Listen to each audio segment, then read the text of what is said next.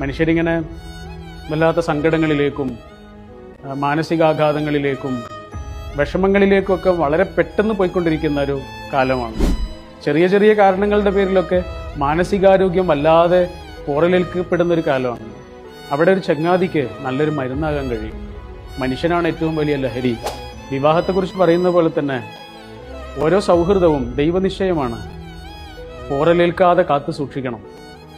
നമ്മുടെ ഒരു ഫോണ് താഴെ വീണിട്ട് അതിന് പോറലേറ്റാൽ നമ്മുടെ മനസ്സിൽ എന്തൊരു വേദനയാണ്.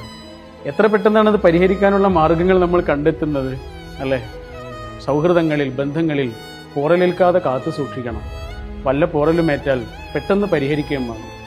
പ്രിയപ്പെട്ട ചങ്ങാതിയെ നെഞ്ചിലേക്ക് ചേർത്ത് പിടിച്ച് എനിക്ക് നിന്നെ സ്നേഹമാണ് എന്ന് മാത്രമല്ല, ഐ ലവ് യു എന്ന് മാത്രമല്ല, ഐ വാല്യൂ യു എന്നുകൂടി ചങ്ങാതിയോട് പറയണം.